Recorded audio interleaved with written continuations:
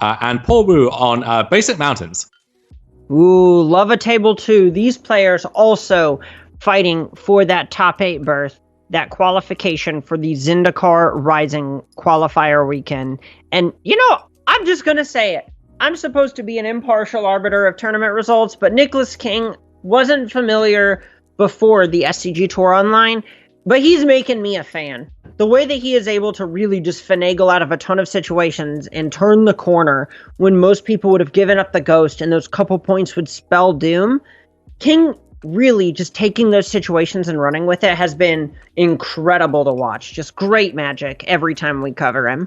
He's been showing a lot of poise, definitely, and there always seems to be a mono-red aggro deck punching above its weight in our tournaments here, and sometimes it's in the hands of Brandon Burton, the well-known Sandy Dog NPG, and that makes a lot of sense. That's no surprise. But often we're seeing other players make a name for themselves, sneaking into our top 8s with mono-red aggro in their hands. So maybe there's something there that we've all been sleeping on.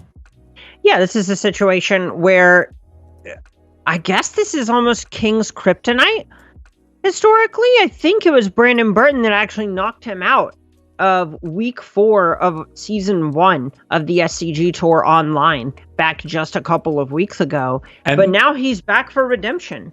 And look at this. Nicholas King's hand does not really line up too well against aggro or really anything else in general. However, that Spectral Sailor is effectively a 1-mana removal spell for that Unchained Berserker, which does dodge around Teferi, Deafening Clarion, Justice Strike, cards like that. But it is still an X1 even when it's attacking, and that Spectral Sailor can jump in front of it. And something that's also relevant is look at Nicholas King's hand with this Brazen Borrower. This is some technology that we saw from Aaron Diaz and Autumn Burchett in that same tournament where Burton knocked King out. King was boarding out Brazen Borrowers that week. So now it looks like he has a totally different approach to the matchup. And just another tap Shockland there for Nicholas King. And we're going to see Anax following up this Untamed Berserker, allowing that trade with the Spectral Sailor to be a little bit more profitable for Paul Wu. Yeah, you've got to feel good about this exchange if you're in King's spot, just on the basis of the fact that you are trading a 1-drop for one of those premium 2-drops. And King choosing to just pass on turn 2 instead of taking 2 life, playing that Growth Spiral is an interesting choice given the texture of his hand. Makes a lot of sense against the aggro deck to conserve life, but you also do need to be getting on the board early and interacting with them in a relevant time frame. I think the big thing that King is looking at is now, instead of casting a 2 on turn 2 with also a 1-drop that costs you 2 life, now with all these Fabled Passages, King has the luxury of simply casting a 2-drop on turn 2, that Growth Spiral, and then also casting the Petty Theft portion of Brazen Borrower. So this is a similar amount of mana being spent, but it does end up saving King a couple of points of life this way. Yeah, a nice turn for Paul Wu, having the turn for Torban on curve, but as you say, a nice turn for Nicholas King, being able to Growth Spiral and use a Petty Theft to bounce that back, or even to bounce the Anax back, as a good choice of targets here. Yeah, at this point, it's simply a matter of King wanting to either kind of play the short game a little bit better, bounce that Anax now, if you're playing to something like a removal spell off the top that you want to be able to axe that Torbrand with, or if you want to go ahead and just fight the mana development game and bounce the Torbrand. But once all of this is said and done, Nicholas King is going to have a bunch of lands and an explosion that he's a long way off from doing much with, in the face of a Torbrand that he knows is coming back down next turn.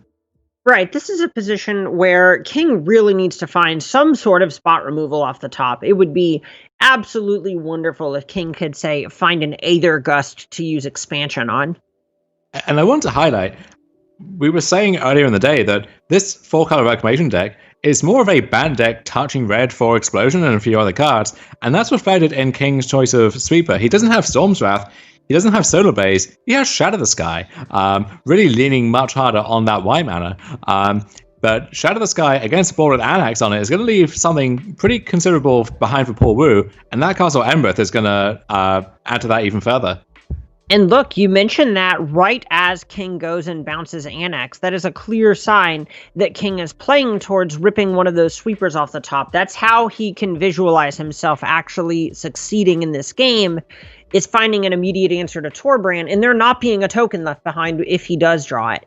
But instead, he finds yet another Catcher Triumph here. Oh. And this is one of the drawbacks of playing these 30 land decks, and exactly the kind of thing that mono red aggro pilots like Paul Wu are trying to capitalize on. You don't have time to stumble. You do not get the breathing room to spend a turn spinning your wheels, cycling these Kedria Triomes, piddling around for your answers. You will literally die. And we see Nicholas King thinking, does he just have to cycle a Triumph and cash it in for something else? Maybe drawing a Justice Strike or something similar could help, but Torbran very conveniently sized to get around that. You gotta tap out of at least one of your colors here. There is no red duel. Oh, no. Taps all of his blue, draws Grossbow. Could also have drawn Ether Gust in that situation too. Ooh, how do you feel about a Chandra Acolyte of Flame to pair with this Torbran off the top? I do like that. That also means we get to deploy this Steamkin in advance for free too. How close is this to lethal? That's 2, 4, 5, 7, 8, 10, 11, 13. We're not quite there, but we're awfully close. Far too close for Nicholas King's liking. You've got to like the Chandra, especially when you have this Castle Embereth. If you can put King down to 4, even through a sweeper, you can just fire up the tokens and activate Embereth next turn for lethal. Yeah, Paul Wu has a sweeper covered from all these different angles. And why is he choosing not to show the Castle Embereth just yet?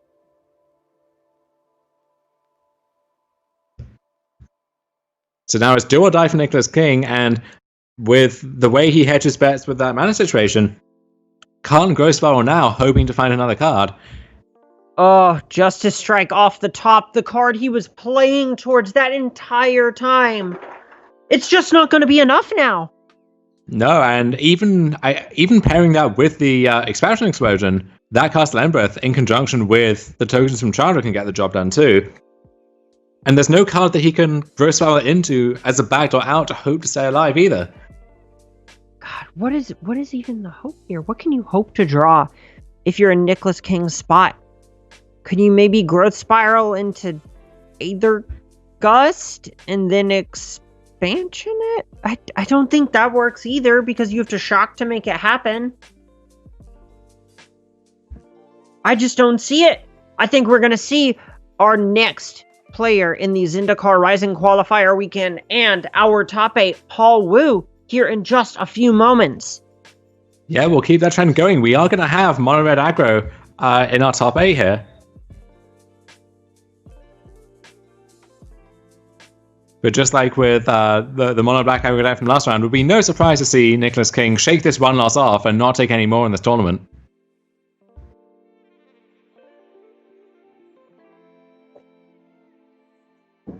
And you can see just how close this was. Without that Castle Embereth face up, King felt like, maybe I can just go to 1, and if it's just lands in hand or more Anaxes, we can make this happen. But as it stands, that is not going to work. Castle Embereth for the overkill here, dealing a truly obscene amount of damage. And Paul Wu, getting ready for that top 8 berth, will be facing off against Eli Cassis next round, likely for the 1 seed, which, if you're a mono red pilot, if you're playing any of these aggressive strategies, you have got to love the prospect of playing first for the rest of your tournament. Absolutely, and there will be Reclamation players sneaking towards this top 8 who have won a bunch of Reclamation members all day, and their main deck choices will reflect